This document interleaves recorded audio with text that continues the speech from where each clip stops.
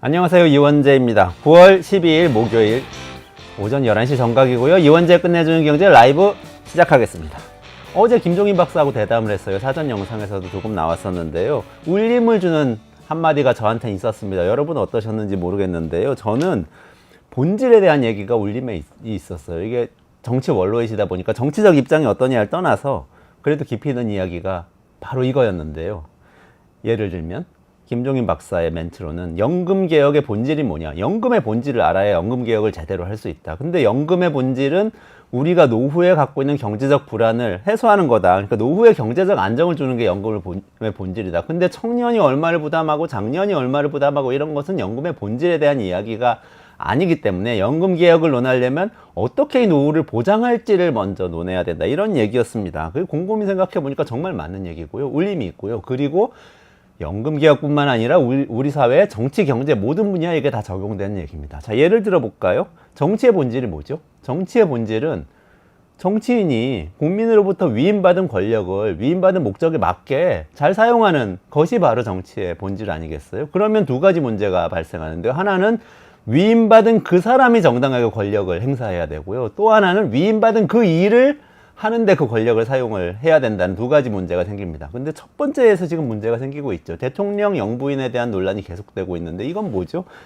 정치가 분명히 권력을 행사하는 것이 맞긴 맞는데 위임받은 그 사람이 정당하게 행사를 해야 하는 것이죠. 그게 아닌 영부인이 권력을 행사하는 그런 일이 벌어진다면 사람들이 부당한 국정 개입이라고 이야기를 하게 되는 것이죠. 자, 이게 본질을 어긴 이야기고요. 예를 들면 또 위임받은 일이 뭐냐를 생각해 보면 지금 논란이 되고 있는 의료 정책을 들 수가 있겠습니다. 의료 정책의 목적은 뭐겠어요? 뭘 위임받았죠? 안전하게 치료받을 수 있게 해달라는 국민의 뜻을 위임받은 거죠. 그러면 거기에 가장 중점을 두고 정책을 수행해야 되는 거죠. 의사들과 대통령이 지나치게 고집을 부리고 의사들이 심한 면도 있지만 어쨌든 갈등을 빚어서 본질적인 이 위임한 내용, 안전하게 치료받을 수 있게 해달라는 것이 위협받게 되면 그럼 정치의 본질을 어기게 되는 거죠. 이런 얘기입니다. 그럼 우리의 이 주제인 경제는 어떨까요? 요즘 예를 들면 제가 좀 불편하게 생각하는 것은 주식시장에서 주가가 많이 떨어지고 우리 주가가 외국보다 빨리 오르지 않고 이런 문제가 분명히 있어요. 거버넌스 문제도 있고 여러 가지가 있는데 그중에 한 가지로 세금 문제를 많이들 얘기를 해요. 금투세를 도입하려고 그러니까 이렇게 도입하면은 주가가 떨어진다 이런 얘기를 많이 하시는데 뭐 그런 효과가 있을 수도 있습니다. 그렇지만 그게 본질은 아니에요. 경제의 본질은 뭐죠? 경제의 본질은 우리에게 유용한 것을 생산을 하는 것이 바로 경제의 본질이고요. 주식시장에 상장되어 있는 기업의 본질은 뭐죠? 그 생산을 잘 하는 것이죠. 우리에게 유용한 물건과 그리고 서비스를 잘 만들어내는 경쟁력을 갖추고 있느냐 이 질문을 해야 되는 거죠. 우리의 삼성전자가 경쟁력을 갖추고 있느냐, AI 시대에 잘 적응하고 있느냐, 그리고 미래 삼성전자가 될 수 있는 스타트업, 벤처기업들 우리는 잘 키우고 경쟁력 있게 만들고 있느냐가 주식 투자를 하시는 분들에게도 중요한 화두여야 되는데 본질을 놓치고 있는 거 아닌가 이런 걱정이 잠깐 들었습니다. 네, 오늘은 이정환의 퀵뉴스에서 뜨거운 이 뉴스 다뤄볼 텐데요. 방금 말씀드렸던 김건희 여사와 관련된 이 소식, 가장 최근 소식 전해드리고요. 최승병의 테크노믹스에서 그 스페이스X 아시죠? 일론 머스크의 기업이죠. 여기서 민간인 우주 유영을 최초로 성공시키려고 우주선을 발사했다는데 이게 어떻게 되는 건지 또 스페이스X 상장으로 이어질 수 있는 건지 이런 문제 짚어보도록 하겠습니다. 그럼 먼저 이정환의 퀵뉴스, 이정환 슬로우뉴스 대표님 모셔서 들어보도록 하겠습니다. 안녕하세요. 어서 오세요. 네, 안녕하십니까. 네. 아유, 아침에 새벽마다 신문 보시잖아요. 근데 저도 오늘 네. 아침에 신문 한 개를 보고 왔는데 네. 김건희 여사 뉴스가 뭐 아주 그 주요하게 모든 신문에 지금 이제 특히 이제 명절 연휴를 앞두고 네. 김건희가 최대 지금 쟁점과 이슈로 떠오르고 있고요. 의대 정원 논란과 함께 김건희가 아무튼 추석 민심에 굉장히 중요한 변수가 될 것으로 보입니다. 재밌는 게 이제 이 대통령실에 V1과 V2가 있다 그런 말을 했잖아요. 네네네. 근데 얼마 전부터는 그러면 V1이 누구냐? 누군지 모르겠다. VIP1이 원래는 대통령이고 VIP2가 네. 영부인인데 네. 뭐 이게 누가 V1인지 모르겠다는 말이 나오고요. 자칫 이대로 가면 정권을 잃고 아내를 지켰다라는 말이 나오는 거 아니냐라는 말이 나올 정도로 아직 정권 지금 집권 절반도 지나지 않았거든요. 11월이 되면 절반이 됩니다. 근데 벌써부터 지금 이제 심각한 징후들이 나타나고 있다. 오늘 아침 신문에 재미있는 그 칼럼이 몇 가지 있는데요. 그리고 다 김건희 여사 관련입니다.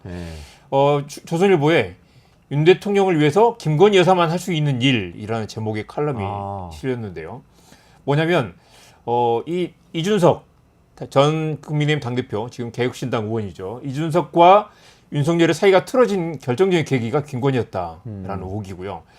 윤석열 대통령이 다른 건 몰라도 부인에게 잘못한 사람을 절대 용서하지 않는다라는 말이 돈다고 합니다. 그래서 이제 이준석과 틀어진 것도 김건희 여사 때문이고 한동훈 대표와 틀어진 것도 김건희 때문이다라는 거고, 이 문제를 해결하기 위해서는 김건희 여사만 할 수 있는 일이 뭐냐면 두 사람의 화해를 할 수 있도록 김건희 여사가 나서서 풀어줘야 된다라는 이야기고요.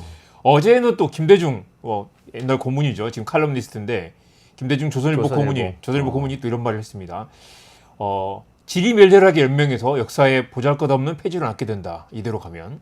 그래서 이런 상황에서 김건희 여사가 할 수 있는 일이 무엇일까? 남편에게 할 수 있는 조언이 무엇일까? 김건희 여사의 생각이 궁금하다라는 굉장히 묘한 칼럼을 썼습니다. 김건희 역할론이 막 생기고 있는 맞습니다. 셈이네요. 어제 오늘 연달아서 조선일보에 이런 게 나오는 거는 지금 이제 김건희 여사가 풀지 않으면 이 정권이 망할 수 있다라는 위기감이 있는 거고요. 그런 얘기도 있었어요. 만약 윤석열 대통령이 당선 직후에 이준석 그 당시 대표와 화해를 하고 유승민 전 의원을 경기도지사에 공천을 줬다면 완전히 다른 판이 됐을 거다. 근데 지금 뭔가가 꿍해가지고 지금 만나지도 않고 계속 적을 만들고 있는 상황인 거죠. 오늘 또 재밌는 게 있었는데 이 며칠 전에 이 매일경제신문에서 해마다 하는 지식포럼이라는 게 있잖아요. 네네네. 이걸 이제 올해는 인천의 영종도에서 행사를 했는데 윤석열 대통령과 한동훈 대표가 같이 참석을 했어요. 했는데 이 두 사람이 바로 옆 테이블에 앉아가지고 한동훈 대표가 30분 전에 도착했는데 이 다른 테이블에 앉아가지고 전혀 인사도 하지 않았고 악수도 하지 않았다는 거예요. 그 상황에서 눈을 마주치지 않을 수도 없고 당연히 대통령이 있으면 가서 악수를 건네거나 뭐 인사를 하거나 뭐 어깨를 툭 치거나 할 텐데 두 사람이 뭐 전혀 눈도 마주치지 않는 사이가 됐다. 아는 척을 안 했다는 거예요? 네네. 그 공적인 자리에서? 예, 악수도 하지 않고 사진을 보면 바로 옆자리, 그냥 뭐 이렇게 한 5m도 안 되는 거리에 있는데 두 사람이 눈도 마주치지 않았다는 거고요. 이 한때 형 동생, 실제로 형이라고 불렀다는 거예요. 한동훈 대표가 옛날 검사 시절에는 그랬는데 이 사람들이 이제 악수도 나누지 않는 사이가 됐다. 동아일보의 김승년 논설위원이 민심이 속이 타들어간다라고 말하는 것과 오늘 조선일보 칼럼을 연결시켜 보면 보수 진영에서 이 대통령과 당대표가, 여당 대표가 이렇게 거리를 두고 있는 상황이 지금 모든 국정이 멈춰 있는 상황이잖아요. 이게 너무 답답하다. 이걸 풀 수 있는 유일한 사람이 김건희 여사라는 거죠. 그럼 김건희 여사가 그 역할을 하기 위해서 네. 마포대교를 가신 걸까요? 마포대교. 마포대교가 사진이 지금 네. 릴리즈가 돼서 네. 그게 많이 회자가 사진을 되고 있어요. 놀랍게도 지금 대통령실에서 공개를 했다는 거죠. 저 지금 보이시는 사진인데요. 저 사진이 무려 18장이나 공개를 했는데 이 마치 화보집처럼, 김건희 화보집처럼, 그리고 보시면 진짜 V1이 순시하면서 격려하는 그런 모습처럼 보이고요. 여기 계신 분들이 가장 힘들고 어려운 일을 하시는 걸 알고 있다라는 말을 했다고 하고요. 현장의 목소리에 항상 귀를 기울이겠다라고 했습니다. 이게 지금 대통령실에서 발표한 내용이죠? 다? 네네.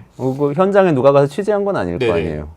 공식 릴리즈한 내용이고 대통령실 홈페이지에 지금 올라 있는 사진입니다. 그리고 경찰들이 해서 이제 따라다니면서 이렇게 안내를 하고 있고요. 저거는 북한에서 현지 지도할 때 많이 나오는 사진 구도인 맞습니다. 것 같기도 하고. 정확히 사진은 아름답네요. 예, 김정은 사진 같은 느낌인데 사진을 정말 잘 찍었고요. 현장의 목소리에 귀를 기울이겠다라는 건 대통령 부인이 할 수 있는 말인가라는 생각도 들죠. 그리고 여러분들 가장 힘든 일을 하고 알고 있다라는 것도 뭐 격려를 치하하였다라는 느낌의 그런 상황입니다. 박지원 민주당 의원이 그런 말을 했습니다. 김건희가 영부인이 아니라 윤석열이 영부남인 것 같다. 라는 말도 했고요. 지금 보니까 영부인이 아니라 대통령 행세를 하는 것이다라고 경고를 하기도 했습니다. 이럴 정도로 지금 이 상황이 정말 심각한데 심각하다는 걸 모르는 상황이죠.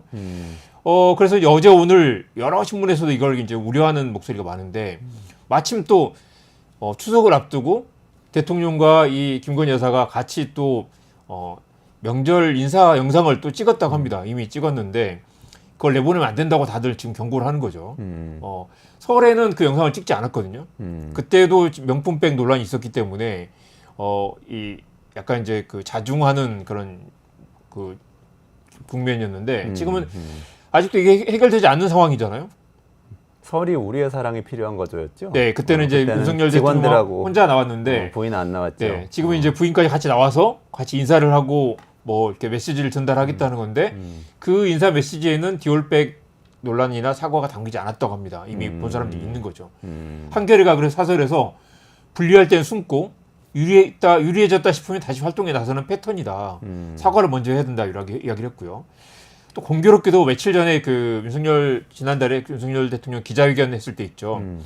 기자회견 하던 날 마침 그 김건희 여사는 쪽방촌에 가서 봉사활동을 했는데 그 사진이 또 그때는 이제 대통령실에서 오픈한 사진이 아니지만 그 블로그에 올라왔어요. 이제 블로그에서 올려놓고 어떤 이제 단체 블로그 올려놓고 그게 유출된 것처럼 대통령실에서 찍은 사진은 아닌데 그 행사 관계자들이 이제 홈페이지에 올린 것처럼 이렇게 슬쩍 노출을 해놓고 그게 알려지니까 다시 이제 대통령실에서 공식 릴리즈를 했는데요. 그러니까 그 중앙일보 안혜리 논설위원이 지금까지는 불리한 여론이 끌어오르면 잠깐 숨어 있다가 우연히 어딘가에서 찍힌 것 같은 사진을 변칙적으로 언론에 흘렸다가 그걸 다시 또 잠잠해지면 이렇게 광폭 행보에 나선다. 그런 얘기가 나옵니다. 그래서 고민정 의원이 어제 또 그런 말을 했는데요. 내가 대통령실 비서관이면 뜯어 말렸을 것 같다. 이게 무슨 정부적 판단이냐. 이 영상이 노출되는 순간 김건희 여사에 대한 또 다시 분노와 그 국민들 실망과 정작 해야 될 메시지를 안 내보내고 이런 아무렇지도 않다는 듯이 이런 그 행동을 하는 걸 이해할 수가 없다라는 말이 나오는 거죠. 지금 조선일보, 중앙일보의 칼럼니스트들이 지면을 통해서 지금 정부적 조언을 하고 있는 셈이네요. 이대로 가면 망한다라고 얘기를 하고 다 있는데 이야기를 대통령은 오로지 그 한 목소리로. 여사를 감싸고 돌면서 또 심지어 대통령실 직원들을 몰고 다니면서 카메라를 대동하고 그러니까요. 그 구도를 보면은 또 나름 굉장히 감각이 있는데 본인이 직접 이렇게 기획한 건 아닌가 그런 생각도 조금 들고요. 콘텐츠 네. 회사 네, 대표셨으니까요. 네. 근데 제가 아까 말씀하신 것 중에 궁금한 게 한동훈 대표하고 김건희 여사의 조금 갈등은 우리가 익히 알고 있잖아요. 총선 네. 때 뭐 사과를 네. 하냐 마냐 네. 이런 문제 가지고 네. 이제 얘기가 있었는데 이준석 대표 얘기는 무슨 얘기예요? 그 내용이 알려진 게 있나요? 양상훈 주필이 썼다는 거잖아요. 네, 이준석 대표가 최근에 그 성매매 관련 사건이 있었죠. 그것 때문에 사실 이제 당대표에서 끌어내린 건데 성접대 사건. 네. 그 사건이 사실은 이제 근데 무죄로 일단은 그 혐의가 없는 것으로 혐의가 아마 없는 이제 여러 가지 걸로 정황은 되는 거죠? 있지만 네. 이제 밝히지 못했다라는 걸로 정리가 됐고 지금 상황에서는 이제 조선일보는 실제 그렇게 보는 것 같아요. 그 이준석을 약간 부당하게 억울하게 끌어내렸다. 그 과정에서 엄청난 갈등이 생겼고 결국 이제 탈당해서 이렇게 쪼개진 상황이잖아요. 그 상황에서 이제 지금이라도 이준석에게 사과를 해야 된다라는 이야기가 있는 거고 지금 이제 다시 김건희 여사 얘기가 나오는 건 이준석이 김건희 여사 관련해서 어떤 조언을 했을 것이고 대선 때 네. 그것 때문에 이제 갈등이 틀어져서 두 사람 사이에 건들 수 없는 그런 이제 거리가 생겼다라고 본다는 거죠. 대선 때 당대표 이준석 당대표와 윤석열 대통령이 이제 당시 후보가 네. 갈등이 생겨서 나중에 이제 좀 문제가 생겼다 네. 봉합이 됐었는 네, 네. 갈등이 생긴 과정이 사실은 김건희 여사와 관련된 어떤 조언 그리고 때문이었을 것이다. 그때부터 계속해서 갈라진 상태로 그래서 그 체리 따봉 사건도 있고 그랬죠. 네네네. 이 분탕질하던 당대표가 없으니까 속이 시원하다라는 메시지를 주고받는 게 들키기도 했는데 대통령이 의원한테 보냈던 네, 메시지였죠. 그렇죠. 그런 사건 일련의 사건들을 볼 때 그래서 지금이라도 양상훈 주필은 두 사람의 과의 관계를 풀어야 된다. 두 사람은 결국 이준석과 한동훈 두 전현직 당대표들과 관계를 풀어야 된다는 것인데 그 풀 수 있는 유일한 사람이 김건희 여사다. 김건희 여사 때문에 이게 풀리지 않고 있기 때문에 이 갈등을 봉합하면 다시 그 힘을 모아가지고 국정이 탄력을 받을 텐데 지금 당대표와 척을 지는 그 대통령이라는 건 사실 그동안에 뭐 전무후무한 일인 거죠. 며칠 전에 네. 한동훈 그 윤석열 대통령이 국민의힘 그 최고위원들하고 이제 지도부들을 모아가지고 만찬을 했는데 그때 또 한동훈 대표만 부르지 않았다고 했죠. 그랬죠. 근데 한동훈 대표에게 기자들이 물어보니까 그런 모임이 있는지도 몰랐다라고 얘기를 했고요. 한동훈 대표도 아마 지금 약간 화가 나 있는 상황이 아닐까. 그래서 그저께 이 경향시 매경 매경제 지식 포럼에서 포럼. 네. 가서 인사를 할 법도 한데 그러게. 한동훈 대표도 인사를 안 했다는 거죠. 근데 후배니까 또 먼저 가서 인사를 하는 게 또 우리나라에서는 그렇죠. 두 사람이 상식일 지금, 수도 네네. 있는데 그런 네. 상황이 오래되면 이게 갈수록 지금 이제 뭐 일 더 꼬이게 되는 상황일 것 같습니다. 지금 그 와중에 도이치모터스 사건 김건희 여사가 간접적으로 네. 관련이 있을 수 있는 사건인데 이건 어떻게 되고 오늘 지금 항소심 선고가 나오는데요. 이게 이제 1심에서는 그 권오수 전 도이치모터스 회장 등이 이제 집행유예 좀 가볍게 나왔는데 그 사이에 또 많이 새로 드러난 상황 이 정황들이 있어서 2심은 다를 것이다라는 얘기 나옵니다. 그리고 지금 이제 또 핵심은 손아무개라는 이제 공범이 있는데 전주가 있는데요. 돈을 댄 사람이죠. 그 사람이 이제 그 1심에서는 이제 무죄가 났어요. 무죄가 났는데 검찰이 그 사이에 이제 이 방조 혐의를 추가를 했습니다. 그래서 이제 돈만 냈기 때문에 무죄가 아니라 돈을 댔지만 그 과정에서 이제 이게 당연히 주가 조작에 쓰일 돈이라는 걸 알고 있었다는 거죠. 근데 이제 이 손아무개와 정확하게 같은 혐의를 받고 있는 사람이 김건희 여사입니다.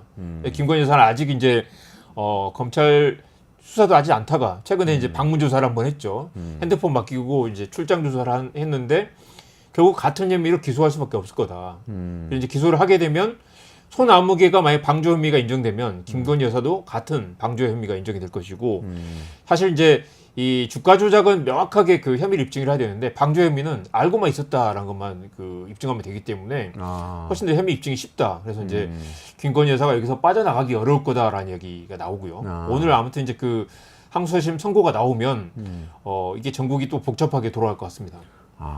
지금 명품백 사건은 정리가 된 건가요? 그 명품백 사건도 지금 이제 수사심의를 열어가지고 거기서 불기소 의견을 냈잖아요. 근데 많은 국민들이 이해할 수 없는 게 대통령의 배우자가 300만 원 상당의 이 금품을 받았는데 그걸 혐의가 없다라고 하면 그동안에 그러면 부정청탁금지법 수많은 공무원들이 조심했던 그게 다 뭐가 되냐라는 거고 결국 이제 직무 관련성이 있느냐 없느냐 직무 관련성이 없으면 받아도 된다라는 게 이제 수사심의 결론이었는데 아시다시피 이게 직무 관련성이 없지 않죠. 대통령의 모든 일은 한 국가의 모든 연관이 돼 있기 때문에 어떤 선물도 받아서는 안 된다라는 결론이 나와야 될 텐데 직무 관련성이 없다고 했죠. 그런데 이 또 결정적인 이제 변수가 생긴 게 명품백을 건넸던 최재형 목사가 수사심의를 요청을 했어요. 근데 이제 이 사건이 두 개 사건이지만 다른 사건이 아닌 거죠. 이제 만약에 부정청탁금지법이라면 김건희 여사는 받은 사람은 처벌받지는 않아요. 근데 이제 준 사람은 처벌을 받는 거죠. 최재형 목사가 내가 처벌받겠다. 수사심의 열어달라고 해서 지금 수사심의가 열린 상황이고요. 김건희 여사는 처벌받지 않더라도. 그런데 이제 이게 한번 직무 관련성이 인정이 되면 이제 부정청탁금지법은 아니지만 알선수재죄에 걸릴 수 있습니다. 알선수재죄라는 건 이제 준 사람은 처벌받지 않지만 받은 사람은 처벌받는. 그래서 만약에 직무 관련성이 인정이 되는 순간 두 사람이 각각 다른 법에 의해서 처벌을 받게 되는 상황인데 직무 관련성을 과연 인정할 것이냐. 근데 이제 수사심의라는 건 250명 중에 이제 무작위로 15명을 선발을 하는 거거든요. 근데 두 개의 수사심의가 아니라 다른 사람들로 구성이 될 수가 있고 지금 내가 청탁을 바라고 선물을 줬다라고 말하는 사람의 그 수사심의가 열려서 이 사람을 무혐의 하기는 쉽지 않을 거다. 근데 여기서 이제 혐의가 있다고 인정이 되면 당연히 김건희 여사도 같이 나와서 같은 사안으로 이제 기소가 될 가능성이 높다는 거죠.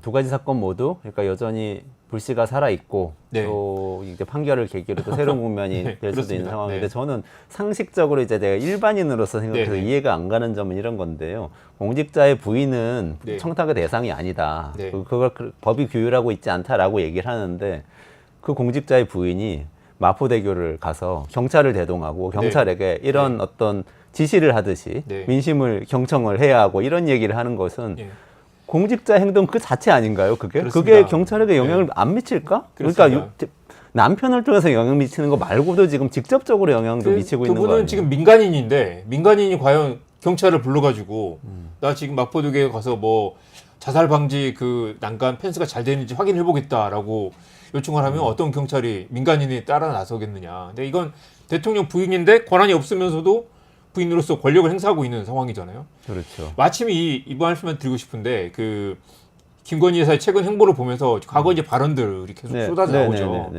과거에 그 대선 직전 녹취록에 그런 말이 있었습니다. 내가 정권을 잡으면 이란 말을 했어요. 그런데 최근 디올백 영상에도 그런 말이 있었죠. 제가 이 자리에 있어 보니까라고 하면서 정치는 다 나쁘다고 생각해요. 자리가 그렇게 만들어요라고 말을 했는데 그런 말을 들으면 무슨 와, 자리인가? 정말 대통령 부인이 아니라 이 사람이 진짜 권력을 잡았나라는 생각도 들고요. 한동훈에게 보낸 그 텔레그램 메시지에는 그런 것도 있었어요. 제가 대신 사과드릴게요라고 말을 했단 말이죠. 왜 대신이라는 말을 썼을까? 그러니까 우리 남편이 일을 잘 못하고 있으니까 차라리 내가 대신할 테니까 나를 봐서라도 뭐 해달라라는 그런 말이었겠죠. 보통은 대통령이 예를 들어서 자녀들이 어떤 뭐 네. 부정부패 의혹이 있거나 그런 문제가 생겼을 그렇죠. 때 네네. 대통령이 나와서 아이들을 대신해서 제가 사과드리겠습니다. 그렇습니다. 이럴 때 멘트 등장하지 않아요? 이거는 대통령이 친 사과를 내가 수습하겠다라고 거꾸로네. 당대표에게 이야기를 하는 그런 상황이라서 이런 것들 이런 상황 일련의 그 워딩을 보면 김건희 여사는 실제로 자기가 그 거의 V1, 2에 준하는 형태의 권력을 갖고 있으며 네. 권력을 행사하고 있고 전에 그 최재형 목사에게도 그렇게 했죠. 내가 남북관계에 나서야겠다라고 네. 잠잠해지면 남북관계에 나서겠다라고 또 얘기를 했어요. 나서겠다. 그런데 그 나서겠다고 말한 사람에게 명품백을 주면서 이 남북관계 관련 여러 가지 조언과 청탁을 한 게 지금 이 사건의 본질인 거죠. 그러니까 상식적으로 생각하면 나서겠다고 했을 때 내가 나서서 남편에게 이야기를 하겠다일 것 같은데 네. 그게 아니고 지금 마포대교 사진을 보니까 저는 진짜 나서서 나섰고 네, 예. 방문하고 북한을 방문할 수도 있고 뭐 이런 맞습니다. 얘기들인 것 같은 네. 생각이 드는 거예요. 그리고 최재형 목사를 만난 것도 이 사람이 통일운동가이기 때문에 나서겠다라고 말한 것 자체가 이 사람 만나가지고 뭔가 협의를 하는 것 자체가 국정의 그러네. 일부분인 것처럼 그러네요. 비춰지는 거고 당연히 최재형 목사도 그걸 알고 접근을 했던 거죠. 그런데 명품백을 받은 것은 뇌물이 아니다. 지금 이런 상황이라서 다들 이해는 잘 안 가는 것 같습니다. 네. 어쨌든 여기까지 하고 한번 네. 조금 넘어가 볼까요? 좀 급하게 또 정부에서 의료대란 관련해서 발표를 네. 했잖아요. 네. 네, 그 발표 내용이 어떤 한덕수 거죠? 총리가 이제 그 브리핑을 하겠다고 며칠 전에 예고를 했는데 그래서 다들 혹시나 기대를 했었죠. 근데 역시 새로운 내용 없었고 간단히 정리하면 이렇습니다. 의료 붕괴 상황 아니다.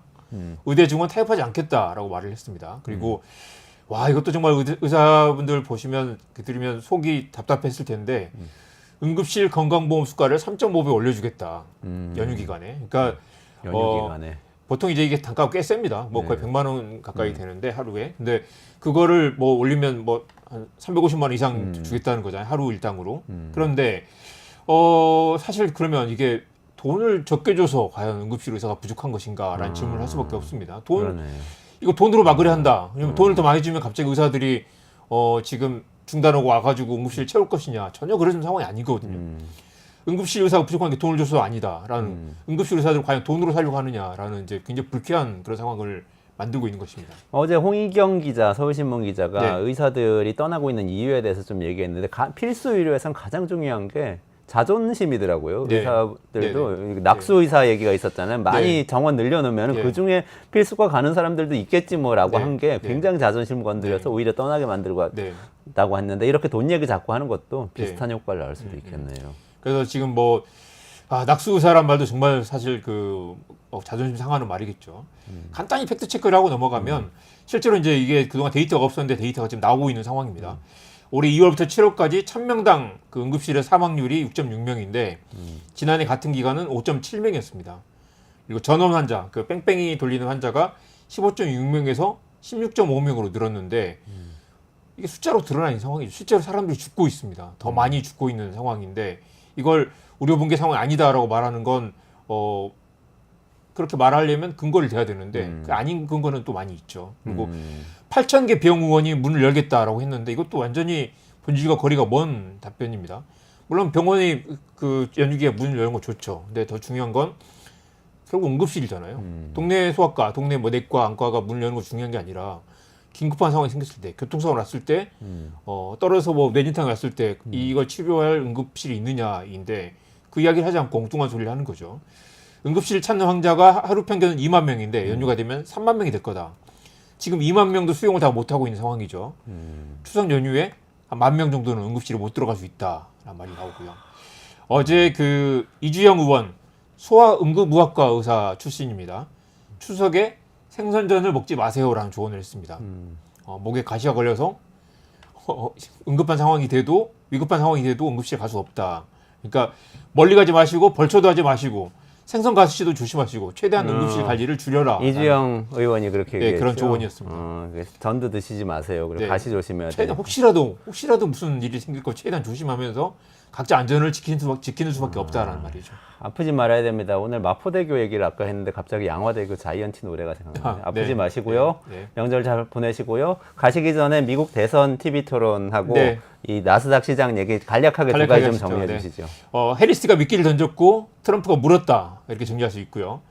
해리스가 도발을 했고 트럼프가 사실상 자폭하다시피 했습니다. 해리스의 판정승이다라는 평가가 많았고요. 트럼프 자폭. 네. CNN이 이제 그 간단히 여론조사를 봤더니 유권자의 63%가 해리스가 이겼다라고 평가를 했습니다. 그런데 이제 그 다 토론을 보고 그래서 생각을 했죠. 그런데 이게 또 그렇게 간단하지는 또 않아요. 결국 이제 낙태하고 이민이 불법 이민 쟁점이었는데 트럼프는 뭐 낙태를 허용하면 아기가 태어난 다음에 죽이는 경우 있지 않겠느냐라고 말을 했고요. 근데 이제 어제 또 언론의 승리라는 말을 했던 게 ABC 앵커들이 그 자리에서 바로 탁 그 치고 들어가서 그건 아니지 않아요? 그거 아닙니다. 그리고 아이를 태어난 뒤에 죽이면 그건 낙태가 아니라 살인이고 미국의 어느 주에서도 그렇게 하는 주는 없다. 지금 낙태하고 전혀 관계없는 얘기를 하고 계시다라고 정확히 잘랐습니다. 또 한 번 그 앵커들이 제지를 한 게 있는데 이민자들이 많아서 오하이오주의 그 스프링필드에 가면 이민자들이 개와 고양이를 잡아먹고 있다라는 그런 황당한 이야기를 했죠. 그랬더니 해리스가 그 자리에서 바로 여러분 보세요. 이렇기 때문에 여러분들이 저를 지지하는 거 아닙니까? 라고 여유 있게 맞받아쳤고요. 그리고 그 앵커들이 그건 팩트가 아닙니다라고 제재를 했습니다. 그랬는데도 사실 이게 또 먹힐 수도 있다는 거죠. 그런 얘기들을 네, 워낙 이제 사람들은- 낙태는 이제 기독교 관련된 이슈고 불법 이민 이런 이야기를 하더라도 사실 이제 미국 사람들이 공포를 갖는다라는 거고요. 해리스가 준비를 많이 했다고 하죠. 5일 전에 와가지고 6일 전에 와서 이제 호텔 잡아놓고 준비를 했고 세트장도 꾸며놓고 트럼프 대역을 만들어가지고 가상 토론도 했다고 합니다. 그런데 이 트럼프는 토론 2시간 전에 공항에 도착해가지고 바로 와가지고 준비도 없이 그렇게 이 토론을 했고요. 결국 그 결과 보면 이 해리스는 아주 주도 면밀하게 트럼프가 버튼이 눌리는 지점을 공략을 했고 트럼프가 진짜 발칵 화를 내면서 이렇게 막 분노를 쏟아냈죠. 평정심을 잃었습니다. 근데 그 평정심을 잃은 게 이제 트럼프를 싫어하는 사람들에게는 그러니까 트럼프는 안 돼라고 생각하겠지만 이게 트럼프의 분노가 트럼프를 또 지지하는 사람들도 결집하는 효과도 있을 거라서 결과적으로 보면 도박 사이트에서는 여전히 트럼프의 당선 가능성을 높게 본다고 했습니다. 약간 좀 등락이 있었는데 하루 지나서 생각해 보니까 이 트럼프가 토론을 못한 거 맞는데 결국 이게 트럼프의 또 역시 장점, 그다음에 해리스가 또 경제 관련 이슈에서 뭔가 세게 치고 가지 못했고 어제 해리스가 또 영리했던 부분이 하나가 뭐냐면 트럼프가 계속 바이든을 공격하니까 지금 후보는 안 돼 왜 바이든 이야기를 하세요? 라고 계속 하면서 그걸 빠져나갔어요. 근데 트럼프가 그걸 정확하게 반박하지 못했습니다. 그게 해리스의 영리한 부분인데 또 한편으로는 나는 바이든과 다르다라는 걸 보여주지 못했다는 것도 있다는 거죠. 그래서 여전히 하루 정도 지나서 보니까 여전히 트럼프의 당선 가능성이 높다고 보는 도박사들, 베팅하는 사람들이 많다는 거고요. 또 보면 이제 그 비트코인 가격이 또 어제 폭락을 했습니다. 비트코인이요? 이 토론하고 관련이 있어요? 관련이 있습니다.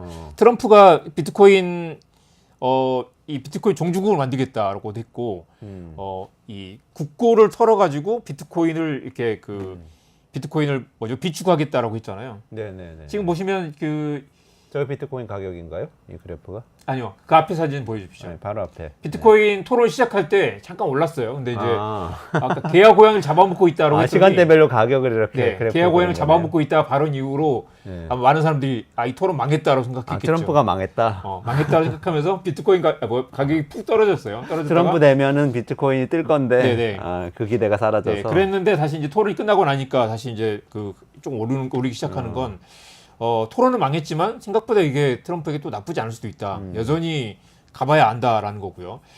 보면 또 이게 미국 전체 여론 조사가 중요한 게 아니라 결국 펜실베니아, 조지아, 그다음에 위스콘신이 중요하잖아요. 근데 위스콘신과 조지아는 펜실베니아와 조지아는 여전히 트럼프가 좀 우세한 것으로 나타나고 있습니다. 그래서 전체적으로 이겨도 이 경합주에서 이 몇 표 차이로 뒤집힐 수도 있는 상황이고요. 네. 아까 그래프 마지막에 하나 보여주시면 트럼프가 대주주인 그 트럼프 트루스 소셜이라는 게 있죠. 16.68달러 이건가요? 네네. 트루스 소셜. 트럼프 미디어라는 회사가 이제 상장이 돼 있는데 역대 최저가를 찍었습니다. 역대 네. 최저가. 그러니까 트루스 이제, 소셜이. 예, 트럼프가 잘 되면 트럼프가 대주주이니 뚝 떨어졌네. 9월 11일에. 이게 이제 지금 추세적으로 계속 떨어져가지고 역대 최저 주가인데 어제 한번 또 뚝 떨어진 상황입니다. 그래서 이제 도박사들의 의견과 비트코인 투자자들의 의견 그리고 이제 그 주식 투자자들의 의견은 또 다를 수도 있어서 지금 이제 여러 가지 이런 혼란스러운 상황이라고 할 수 있습니다. 네, 트럼프 주가는 떨어지고 있다 이렇게 할 수 있겠네요. 자, 네. 그리고 마지막으로 요거 한 가지만.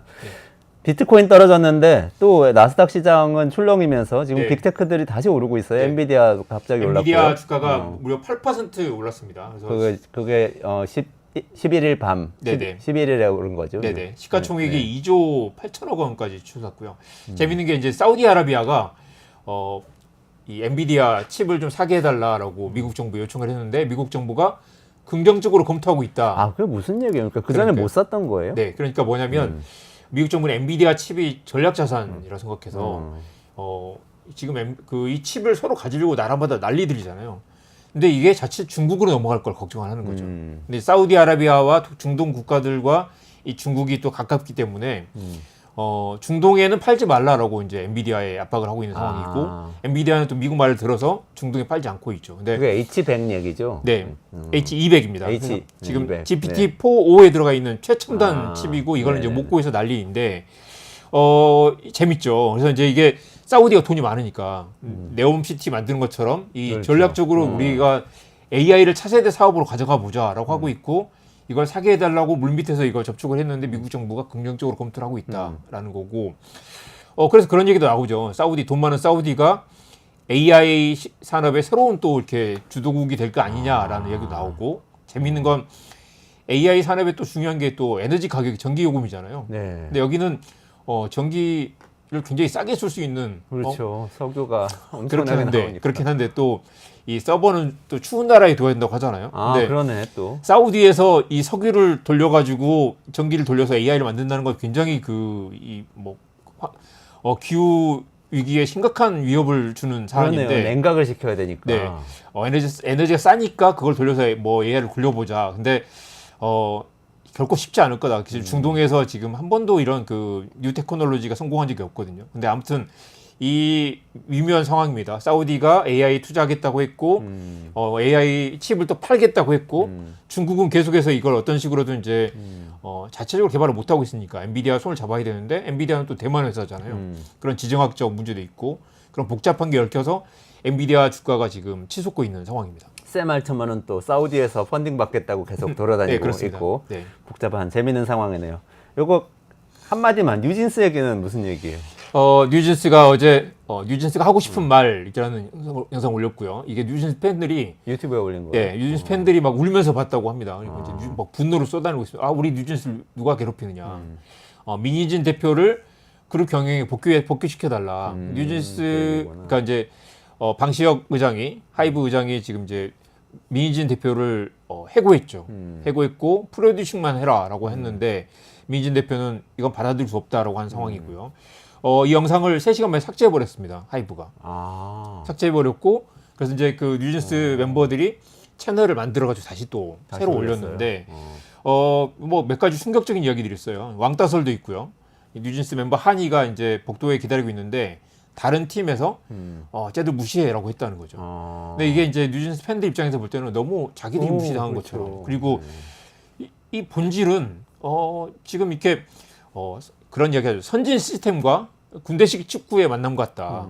이 K-팝 시장은 선진형 멀티 레이블 체제, 여러 레이블을 가져가면서 다양하게 이제 그 확장하는 장르를 확장하는 그런 실험을 하고 있는데 근데 이 만드는 사람들은 아재들이고 권위적 통제, 내 말 안 들으면 나가, 그다음에 뭐 시킨 대로 해라고 하면서 이제 서로 막 베껴쓰기 하고 있고 이 업은 첨단으로 가는데 업의 본질을 다시 정해야 된다. K-팝 이대로 가서는 안 된다라는 얘기 나오고 있고요. 많은 사람들이 지금 뉴진스 멤버들의 편에 서가지고 하이브 이대로는 안 된다. 그래서 만약 25일까지 민진 대표를 복귀시켜달라고 했는데 복귀하지 않으면 뉴진스가 탈퇴하는 사태까지 나올 수도 있습니다. 그렇군요. 여러분 요거 자세한 이야기 지금 멀티레이블 이야기 알고 싶으시면은 이정환 대표하고 저하고 진행했던 이야기가 있거든요. 그래서 끝내주는 경제 이정환 유진스, 끝내주는 경제 이정환 민희진 이렇게 검색하시면 나올 겁니다. 봐주시고요. 조금만 기다리시면 저 최승병 박사하고 테크노믹스에서 우리 우주 관광할 날이 다가오고 있다고 하는데요. 거의 스페이스X 일론 머스크의 회사가 지금 만들어내고 있다고 합니다. 그 이야기 들어보도록 할 테니까 끝까지 들어주시고요. 이정환 대표님 여기서 인사드리겠습니다. 고맙습니다. 네,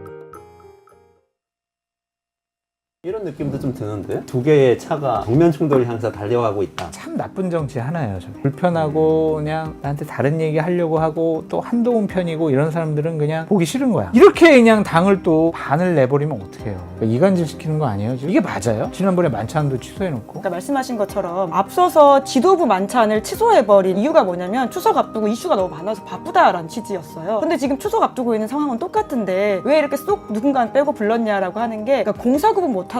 대통령 다음이 부족해 보입니다. 박지원 의원이 저희 방송 한동훈을 지켜야 합니다. 위기입니다. 저는 양자 대결 지지율의 위기다라고 말씀드리고 싶어요. 지난주에 시사전을 해서 양자 대결 여론조사를 쭉 했었거든요. 그런 경쟁력이 안 보이는 거예요. 이재명 당대표랑 양자 대결 붙였을 때 오세훈 서울시장과 이제는 차이가 없어요. 이거는 한동훈 대표로서는 큰 위기가 될 수밖에 없어요. 저기서 삐끗하면 그냥 아이고 한동훈 안 되겠네. 다른 사람 찾아보자. 그래서 이 여론조사의 가장 큰 피해자는 한동훈이고 가장 큰 수혜자는 오세훈 서울시장 같아요.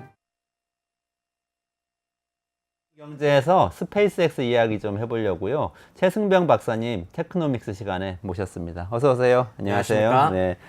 아이고 AI 반도체 이야기 해주셨는데 굉장히 네. 깊이가 있어서 많은 분들이 또 배워간다고 말씀을 하시는데 오늘은 또 우주 이야기를 해보겠다 이렇게 요즘 하도 말씀을 AI 얘기 많이 하니까 조금 이제 약간 질리시는 면도 있겠죠. 그래서 좀 우리 더 원대한 우주에 대해서 좀 얘기를 해볼까 합니다. 스페이스X가 네. 일론 머스크의 회사잖아요. 근데 우주 유영 최초로 민간인 우주 유영을 가능하게 하려고 우주선을 발사했다 이 얘기가 나왔는데 이걸 딱 들으니까 그럼 우리도 그 우주 유영하고 이렇게 우주 여행할 날이 갑자기 다가왔나 이런 생각이 좀 네. 들었어요. 어떤 거죠 이게? 네, 이게 지금 폴라리스 돈 미션이라고 하는데요. 돈 이제 여명이죠. 폴라리스는 북극성입니다. 그래서 아주 뭐 북극성의 여명 아주 멋있는 미션인데요. 지금 우주선이 그저께 발사가 돼갖고 지금 지구 궤도를 돌고 있습니다.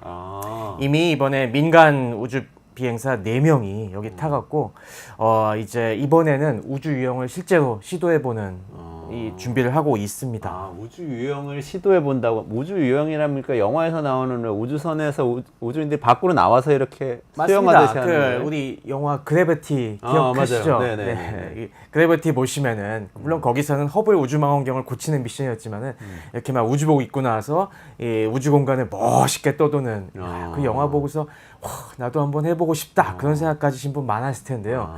이 그 꿈을 갖다가 진짜 현실화시키기 위해서 이번에 민간인들이 나간 겁니다. 그리고 역시 그 천병에는 스페이스X가 있죠. 스페이스X가 있고요. 폴라리스 던이라고 하셨는데 요거부터 조금 설명을 해주시면 어떨까요? 네. 이 폴라리스 돈이라는 게 이 원래 지금 벌써 이 스페이스X가 시간이 꽤 됐네요. 벌써 창립된 지가 22년이나 지났습니다. 오래됐네요. 네, 2002년에 만들어져 갖고 그동안 이제 착실하게 성장을 해왔죠. 비상장하면서 지금까지는 주로 나사의 지원을 많이 받아서 나사가 그전에는 이걸 모든 발사나 이런 걸 다 자체적으로 하다 보니까 아무래도 관료주의의 수렁에 늪에 빠져갖고 효율이 안 나오니까 이걸 민간에게 외주를 줘야겠다 이런 생각을 하고 있었는데 딱 일론 머스크가 그럼 내가 해보겠다라고 해서 지금까지 스페이스X를 키워왔고 그리고 스페이스X가 이제까지 성공적으로 이 발사체들을 계속 대형화시키면서 지금 상당한 수준까지 갔죠.